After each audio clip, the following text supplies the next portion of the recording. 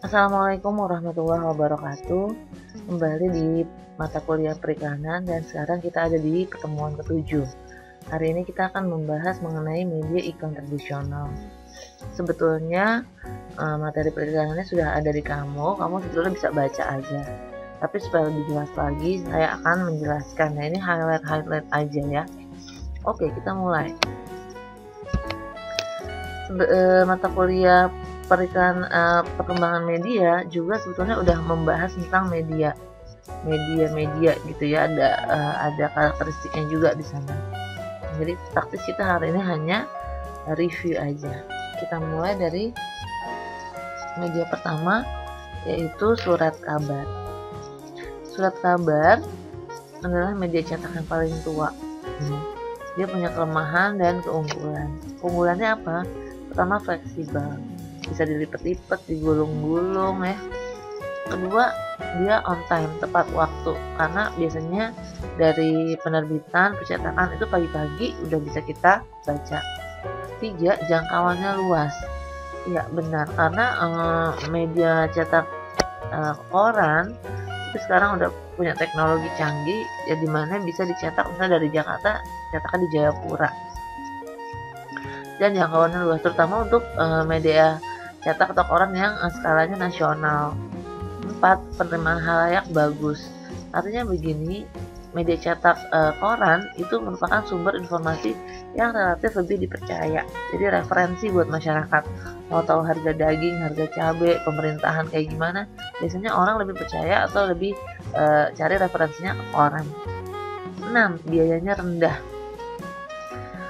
Biaya rendahnya maksudnya gimana? Untuk mendapatkan akses terhadap koran relatif lebih murah ya. Tapi biaya iklannya belum tentu murah loh, karena memang orang tergantung skalanya. Kalau dia skalanya nasional biasanya agak mahal juga. Nah, perhitungan iklan di koran itu dilihat dari baris dan kolom. Tiap orang punya standar beda-beda. 7, purchase lead times. Maksudnya apa? Umur koran itu cuma 1 hari, ya relatif lebih singkat. Sekarang kelemahannya, usianya singkat, kualitasnya kurang baik karena kan cepet-cepet ngerjainnya.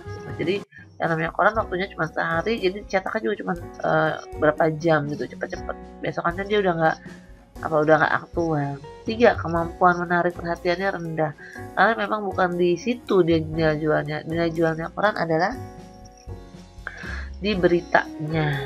Ya. Sekarang majalah. Nah, di majalah nih, kalau majalah beda sama koran. Majalah justru keunggulannya ada di daya tariknya. Makanya kalau cetak majalah itu harus bagus, kertasnya mahal. Keunggulan, selektivitas berdasarkan demografis, geografis tinggi. Jadi majalah mempunyai segmentasi yang sangat tajam. 2, kredibilitas dan prestis. 3, produksinya berkualitas, usianya relatif lebih panjang, bisa umurnya 2 mingguan, 1 mingguan, bulanan, bahkan 3 bulanan. Pass along readership-nya tinggi, artinya satu majalah nggak dibaca cuma 1 orang, tapi bisa 10 orang. Konten informasinya tinggi, ya karena majalah itu cara menuliskannya itu dengan cara mendalam, jadi pelaporan mendalam. Kelemahannya, purchase lead times-nya lama. Jadi orang tuh ya tadi ya, karena umurnya juga lama, itu dianggap kelemahan. Sirkulasi terbuang percuma. Jadi kamu tahu ya, kalau percetakan itu misalnya kita nyetak lebih banyak, harganya lebih murah. Nah, untuk sekarang ini orang banyaknya nggak beli majalah, tapi harga biaya cetak itu tetap tinggi. Jadi kalau misalnya mau dapat jual majalah murah, dia harus cetak lebih banyak.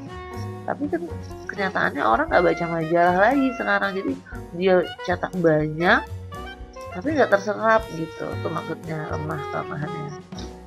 Tidak ada jaminan posisi, karena di koran itu nggak ada nggak ada rating, nggak ada siapa sih majalah yang paling tinggi, itu nggak ada. Gimana Bu dengan biaya iklan di koran, di majalah? Itu juga relatif apa, setiap majalah beda-beda. Jadi ada yang per halaman dia membandrol harga 10 juta gitu ya, satu halaman full color itu 10 juta. Ada juga kurang dari situ, bahkan ada yang lebih dari situ. Jadi bervariasi. Fleksibilitas rendah, karena majalah ya begitu aja bentuknya, nggak bisa dilipat, nggak bisa digulung, karena bisa susah, bisa rusak. Kita lanjut dengan jenis-jenis iklan di surat kabar. Ada iklan baris, bentuknya baris-baris begitu ya, kamu pasti juga udah tahu. Iklan display itu adalah iklan yang bervariasi juga jenisnya, ada yang 1 halaman, setengah halaman, seperempat halaman, dan lain-lain ya, karena bisa color ataupun hitam putih. Ada juga iklan kuping. Iklan kuping itu biasanya ada di sebelah kanan atau kiri halaman. Ada advertorial, iklan yang bentuknya seperti artikel tapi sebetulnya dalamnya isinya iklan. Ada FSIA, freestanding insert advertisement, iklan brosur atau apapun yang dimasukkan ke dalam koran. Ada juga island advertisement, bentuknya itu di tengah-tengah halaman seperti pulau, padahal itu iklan ya. Ini juga beberapa koran ada yang kayak begitu. Ada juga iklan banner biasanya bentuknya seperti apa ya, horizontal, ada di bawah, pada bagian bawah. Ada teaser ini biasanya iklannya nggak 1 kali aja, berkali-kali, tujuannya adalah untuk menarik pembaca. Jadi misalnya 1 hari ini ada tulisannya, ada iklannya, besok ada iklannya tapi nggak ada nama produknya. Terakhir adalah iklan layanan masyarakat. Alur iklan media cetak. Jadi gimana caranya produksi iklan di media cetak? Pertama seperti biasa adalah client briefs. Jadi brief ini diberikan oleh pengiklan atau produk yang mau mengiklankan di media tersebut. Kemudian data gathering. Setelah dari data gathering, terus kita masuk ke brainstorming, yaitu diskusi antar antar orang kreatif, antar kru di dalam koran. Kemudian thumbnail, membuat rancangan atau sketsa awal. Comprehensiveness, data yang udah jadi. Nah, setelah sketsa awal ini udah jadi, maka disetujui dengan klien kira-kira mau casting di mana, lokasi hunting di mana, make up seperti apa, buat apa pemotretan. Setelah disepakati, maka dimulailah pemotretan atau photo sessions. Setelah photo session selesai, finish artwork, jadi kompilasi ya, kompilasi, editing, color separation. Ini udah mau masuk cetak, baru masuk ke media. Ini menurut ini adalah alur iklan media cetak yang pakai analog nih. Sekarang kan udah mulai digital semua ya, jadi udah nggak ada color separation nih biasanya, jadi langsung aja approving dalam bentuk media digital ya, cetak digital. Oke, sekarang kita masuk ke radio. Radio nih, radio ya ada keunggulan dan kelemahannya juga. Keunggulannya itu pemakaiannya massal, aktivitasnya berdasarkan demografis dan geografis sangat tinggi, biayanya rendah. Kenapa aktivitas berdasarkan geografis dan demografisnya tinggi? Karena seperti hal majalah, radio itu juga dibagi-bagi. Ada misalnya radio dangdut, radio rock, radio tentang gaya hidup, parenting, dan segala macam. Biayanya rendah, kenapa? Karena produksinya rendah, biaya produksinya. Frekuensinya tinggi, karena orang biasanya bisa mendengarkan radio sambil masak, sambil nyuci, sambil belajar. Jadi bisa di mana aja, kapan saja. Fleksibel, radio sekarang udah attach sama handphone, bentuknya juga udah lebih compact, lebih ringkes gitu ya, jadi bisa dibawa kemana-mana.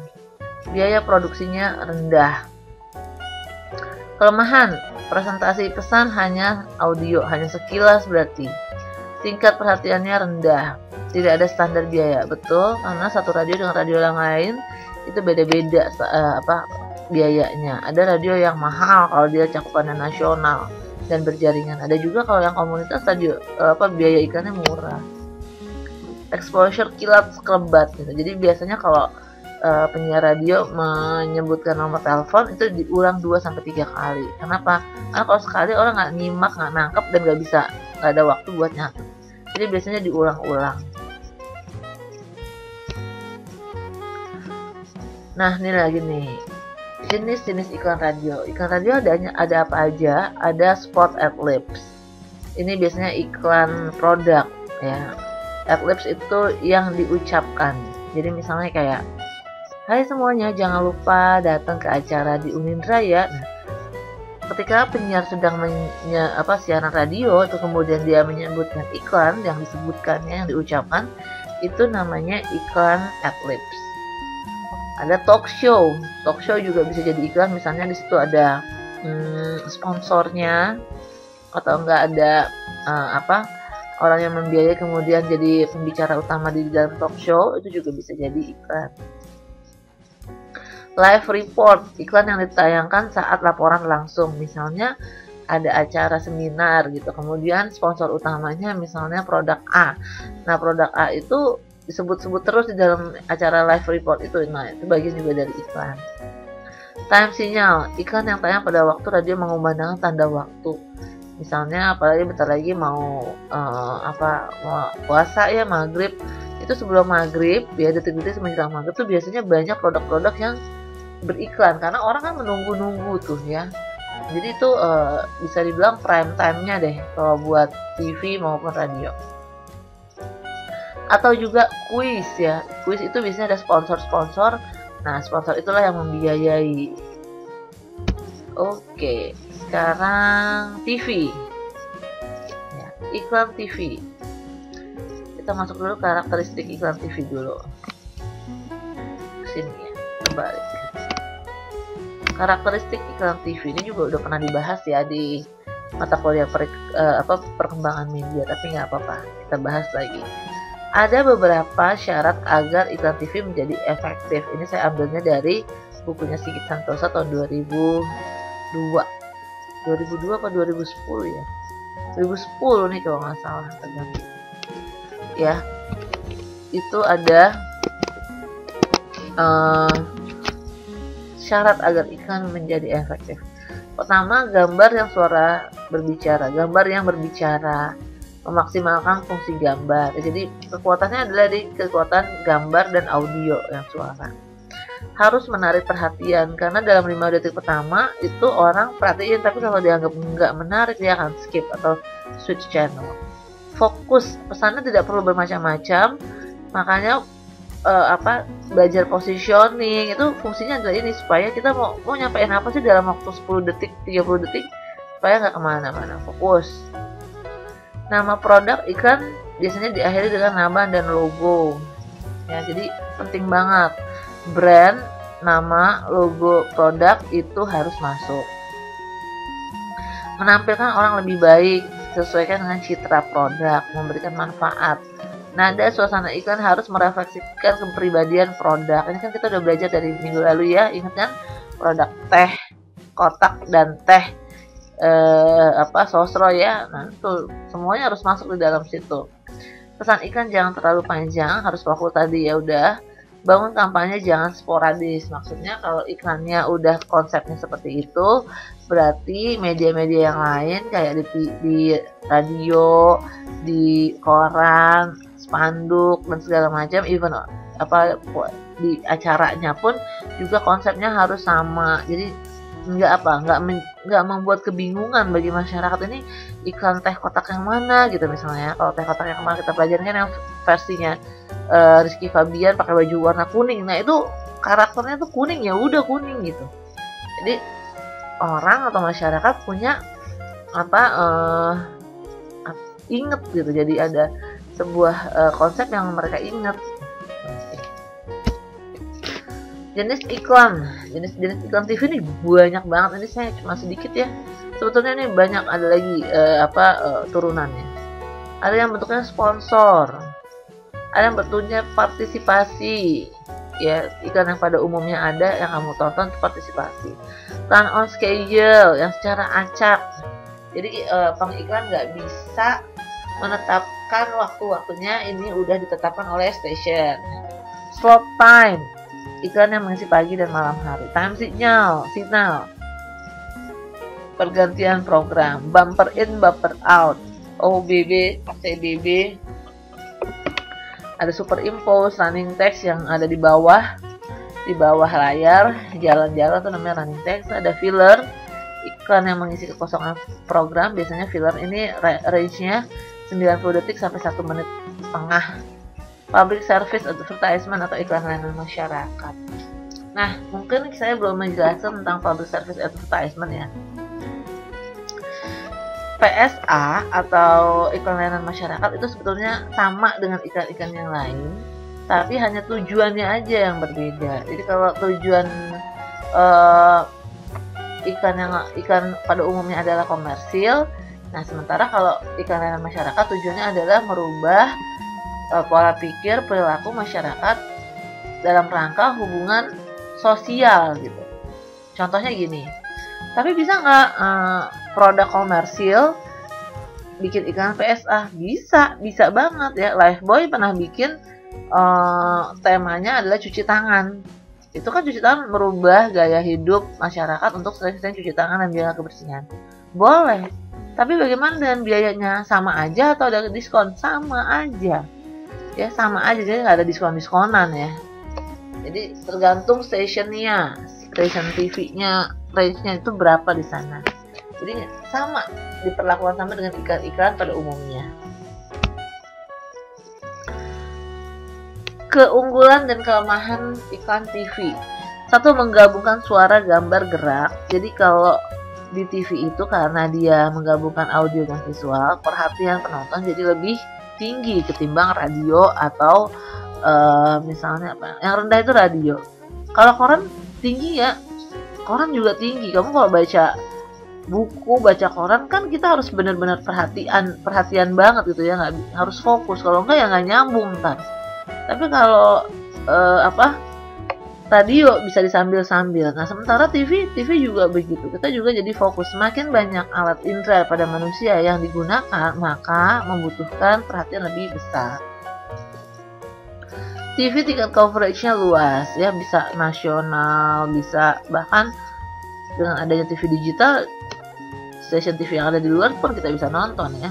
Prestis, jadi prestis tuh aja lebih keren gitu ya kelihatannya. Biayanya mahal, benar ya, kita udah biaya produksinya mahal, terus biaya untuk medianya gitu ya, waktunya itu juga mahal. Exposure sekelebat, padahal exposure-nya cuma sekelebat sebentar ya, 30 detik paling. Selektivitas rendah. Kenapa selektivitas rendah? Karena nggak bisa walaupun dia menjangkau masyarakat luas, kurang bisa dilihat siapa sebetulnya penontonnya ya, walaupun misalnya itu iklan ada di acara tertentu, misalnya sinetron. Kalau sinetron pun udah ketahuan siapa yang nonton kan, ibu-ibu gitu misalnya, tapi ibu-ibu yang mana? Nah itu maksudnya ya. 5. Usia pesan singkat ya, usia pesannya singkat, jadi kayak paling-paling cuma bisa dipakai 1 tahun, kemudian tahun berikutnya harus diganti karena misalnya udah nggak relevan. Selain 3 media tadi, media koran, terus majalah, radio, dan TV, ada lagi sebetulnya media-media. Bioskop ya. Kamu sering nonton bioskop mungkin ya, tapi sering nontonin iklan yang ada di bioskop nggak? Ada mahasiswa saya dari kampus lain dulu ya, pernah meneliti tentang iklan di bioskop. Ternyata menurut penelitian teman mahasiswa itu, iklan bioskop itu tidak terlalu banyak yang lihat. Bahkan kalau misalnya iklan itu tayang, orang sibuk lihat-lihat handphone, ngobrol, makan gitu. Nah, terus buat apa orang beriklan di bioskop? Biasanya cuma buat awareness. Ya, buat awareness, buat ngasih tahu secara awal gitu, Tapi itu dia balik lagi ya, kurang perhatian dari masyarakat. Karena orang tujuannya datang ke bioskop ya buat nonton film gitu. Dan sebagian besar merasa terganggu dengan adanya iklan, apalagi kalau iklannya kurang keren ya, jadi terganggu. Jadi ada keunggulan, kelemahan. Unggulnya yaitu di fleksibilitas. Fleksibel dalam hal apa Bu? Gitu. Fleksibel dalam hal materi videonya, materi filmnya ya, karena yang menentukan adalah bukan stasiun tapi bioskopnya. 2. Tingkat perulangan tinggi. 3 biayanya relatif rendah, kompetisinya relatif rendah ya, karena nggak semua produk memilih berikan di bioskop. Jadi kalaupun ada, kemungkinan ya dia aja gitu. Dan durasi film iklan di bioskop itu Gak terlalu banyak ya, paling sebelum film dimulai ada waktu sekitar 5-10 menit aja. Lokasinya spesifik ya, hanya di bioskop. Kelemahan, tidak ada selektivitas audiens, sama seperti TV tadi ya. Siapa aja bisa lihat, nggak tahu yang mana, bagi apa saya ibu-ibu yang mana yang nonton. Kapabilitas kreatif terbatas. Nah, selain iklan di bioskop, ada juga Yellow Pages nih, directory. Nah, kamu mungkin sering nggak terlalu familiar ya, karena kita udah jarang pergi ke telepon umum, udah nggak ada ya. Ini biasanya dulu ada di warnet, wartel, warung telepon. Sekarang udah nggak ada. Telepon orang-orang juga punya telepon rumah nggak terlalu banyak ya. Ini namanya Yellow Pages. Padahal ini penting loh. Directory, jadi kayak mau cari perusahaan apa, tempat makan apa, bisa dari sini ya. Ini keunggulannya, biayanya rendah, frekuensi pemakaian tinggi, usianya cenderung panjang. Kelemahannya, apalagi zaman sekarang udah nggak ada yang punya ya, nggak ada yang punya telepon rumah, nggak ada yang pernah pergi ke telepon umum lagi, apa wartel ya. Udah kayaknya juga ini lambat laun menjadi hilang ya. Video, movie, ini DOOH, out of home media, digital out of home media. Exposure-nya besar, mood positif, biaya absolut relatif tinggi. Iya benar. Tapi ini buat apa sih kita pasang sini? Nah, ya. Seperti media-media luar ruang lainnya, kelebihannya adalah exposure-nya bagus gitu, besar. Semua orang yang lewat di sini pasti kemungkinan besar akan lihat gitu. Jadi itu kelebihannya outdoor media luar ruang tuh itu. Ada lagi namanya product placement. Nah, ini contohnya product placement nih. Lagi asik-asik nonton film, taunya laptopnya gambar Apple. Nah, ini product placement. Jadi disisipkan gitu. Keunggulannya, exposure-nya tinggi, mau nggak mau orang yang nonton film itu akan lihat ada brand di situ. Tingkat recall-nya tinggi, apalagi kalau diulang-ulang tuh film. Mampu mengatasi masalah regulasi periklanan dan lain-lain. Mampu mengatasi masalah regulasi periklanan. Begini, biasanya untuk iklan rokok di TV itu kan nggak bisa leluasa ya, karena nggak boleh ada orang rokok dan segala macam. Nah, kalau di bioskop bisa. Nah, itu jadi salah satu kemampuan atau keunggulan dari product placement. Kalau produknya udah masuk ke dalam cerita film, ya kan nggak bisa diganggu gugat lagi ya, karena itu bagian dari film gitu ya. Jadi biasanya iklan rokok itu banyak yang masuk ke film, jadi product placementnya itu banyak yang kayak begitu.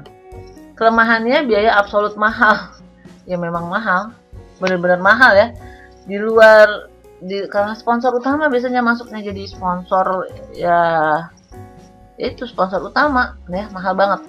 Daya tariknya terbatas, tingkat kendali pengiklan kecil karena disesuaikan dengan jalan cerita film. Resiko terjadinya negative placement. Iya betul, karena tergantung filmnya. Nah, ada lagi nih keunggulan kelemahan in-flight advertising. Naik kereta api ada majalahnya, naik pesawat ada majalahnya. Itu salah satu in-flight advertising. Ini dia keunggulan kelemahannya, kamu baca sendiri aja. Ya, captive audience maksudnya apa? Semua orang yang ada di dalam kendaraan itu mau nggak mau baca ya. Baca. Maksudnya captive, udah ada pasar yang pas. Pasar yang menyerap gitu ya.